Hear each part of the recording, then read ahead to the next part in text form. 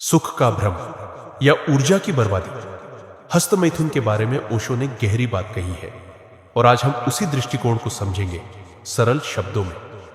मनुष्य का मन हर समय सुख की तलाश में भटकता रहता है, लेकिन सवाल यह है कि सुख असली है या केवल एक भ्रम। हस्तमैथुन जिसे समाज छुपाता है, दबाता है, वही चीज भीतर ही भीतर लाखों लोगों के लिए अपराध बोध और कमजोरी का कारण बन जाती है।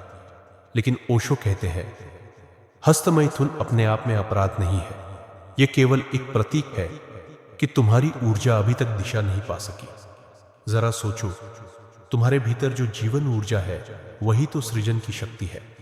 वही ऊर्जा बच्चे को जन्म दे सकती है, वही ऊर्जा प्रेम में खिल सकती है, वही ऊर्जा ध्यान में उठ सकती है। लेकिन अगर उसे कोई दिशा न मिले तो वह अपने सबसे आसान रास्ते से बह जाती है। यही है हस्तमैथुन। यह वैसा ही है जैसे नदियों का पानी खेतों को सींचने की बजाय जमीन पर बिखर जाए। पानी व्यर्थ नहीं गया, लेकिन उसने किसी काम की भी पूर्ति नहीं की। ओशो कहते हैं, समस्या हस्तमैथुन नहीं है, समस्या यह है कि मनुष्य ऊर्जा को केवल सुख तक सीमित कर देता है। वह उस ऊर्जा को ऊंचाइयों पर नहीं ले जा पाता। तुम्हारे भीतर जो शक्ति है उसे अगर तुम ध्यान में बदल दो तो वही शक्ति तुम्हें समाधि तक ले जा सकती है। अगर वही शक्ति प्रेम में बदल जाए तो तुम्हारा हृदय करुणा से भर सकता है। लेकिन अगर वही शक्ति बार बार केवल शारीरिक सुख में खर्च हो तो तुम बस खालीपन ही पाओगे। क्या कभी गौर किया है? हस्तमैथुन के बाद कुछ क्षणों का सुख मिलता है, लेकिन उसके तुरंत बाद आती है थकान, अपराध बोध और खालीपन। क्योंकि असली जरूरत सुख की नहीं थी, असली जरूरत ऊर्जा की गहराई को समझने की थी। ओशो कहते हैं, ऊर्जा को दबाओ मत, लेकिन उसकी गुलामी में भी मत जियो, उसे रूपांतरित करो। हस्तमैथुन से भागो मत, पर यह देखो कि क्या यही उसकी अंतिम दिशा है।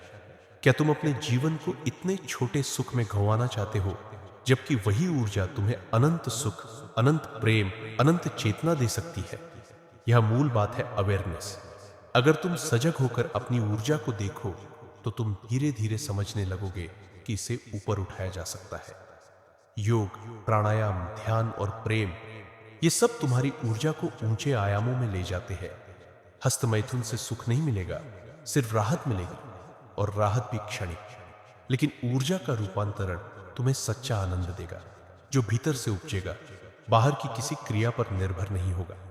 तो ओशो का संदेश यही है, ऊर्जा को बर्बाद मत करो, उसे दबाओ मत, बल्कि उसे समझो, स्वीकारो और रूपांतरित करो। तब तुम देखोगे कि वही शक्ति जो अभी तुम्हें थकाती है, वही तुम्हें ध्यान और आनंद की ऊंचाई पर ले जाएगी। सुख का भ्रम यही टूटता है।